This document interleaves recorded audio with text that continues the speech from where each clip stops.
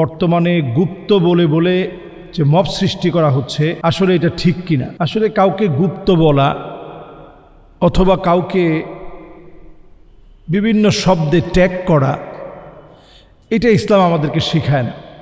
মানুষকে গুপ্ত বলা, মানুষকে হেয় করা, আমাদের দেশে সঠিক রাজনৈতিক চর্চার দরকার। এটা খুব অভাব, এখনও অভাব, আগেও অভাব ছিল।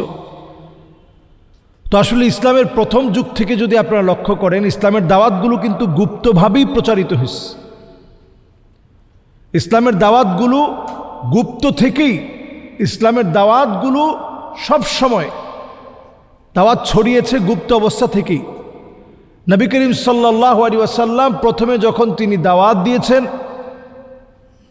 গুটি কয়েক মানুষ দাওয়াত কবুল করেছে। গোপনে গোপনে ইসলামের দাওয়াত চলেছে। নবী মূসা আলাইহিস সালাতু ওয়াস সালাম ফেরাউনের ঘরে থেকেই তিনি দাওয়াত দিয়েছেন। তাহলে তিনি একটা সময় গোপন ছিলেন, পরে আল্লাহ তাআলা প্রকাশিত করে দিয়েছেন। তাহলে গোপন থাকা অথবা গুপ্ত থাকা এটা কোনো খারাপ বিষয় না। এটাকে আপনি যদি মনে করেন যে গুপ্ত বলার কারণে এটা একটা বিশাল কিছু হয়ে গেছে, আসলে কিছু না। গুপ্ত থাকা লাগতেই পারে, আবার প্রয়োজনে আপনাকে প্রকাশিত হওয়া লাগবে, তখন প্রকাশিত হবেন। তাহলে গুপ্ত থাকা এটাকে কোনোভাবে ছোট করার সুযোগ নেই।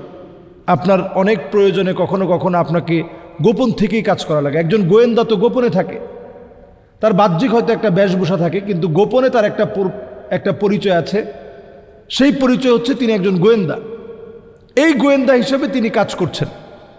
সুতরাং গুপ্ত থাকাটাকেই খারাপ মনে করা অথবা এটাকে একেবারে গালি বানানো, এটাকে ট্রলের শিকার করা, এটা আসলে উচিত না। বাংলাদেশে আমরা চাই একটা শান্তিপূর্ণ অবস্থান ফিরে আসুক, এবং রাজনৈতিক যে প্রতিহিংসাগুলো আছে এগুলো সব ভুলে গিয়ে, নৈরাজ্যগুলো সব বাদ দিয়ে আমরা দিনের দিকে আসি। নবী করিম সাল্লাল্লাহু আলাইহি সাল্লামের জীবনের দিকে যদি আমরা তাকাই, আমরা দেখব লিইয়ুযহিরাহু আলাদ-দ্বীন, যেই দিনের কথা নবীজি সাল্লাল্লাহু আলাইহি সাল্লাম গোপনে গোপনে তিনি দাওয়াত দিয়েছিলেন। আল্লাহ যখন প্রকাশ্যে দাওয়াত দিতে বলেছেন, নবীজি প্রকাশ্যে দাওয়াত দিয়েছেন।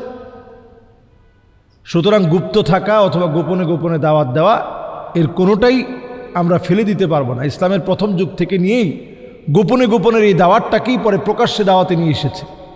কাজেই যদি প্রয়োজন পরে আপনি গুপ্ত থাকবেন, আবার প্রকাশ্যে আসবেন, আবার প্রকাশ্য থেকে গুপ্ত থাকবেন, আবার হয়তো প্রকাশ্য হতে হবে। এটাই ইসলামের প্রথম যুগ থেকে চলে আসা। এটা নিয়ে ট্রল করার কোনো কিছু নেই, বা এটা নিয়ে মব সৃষ্টি করারও আমি মনে করি কোনো কারণ আছে বলে আমি মনে করি না।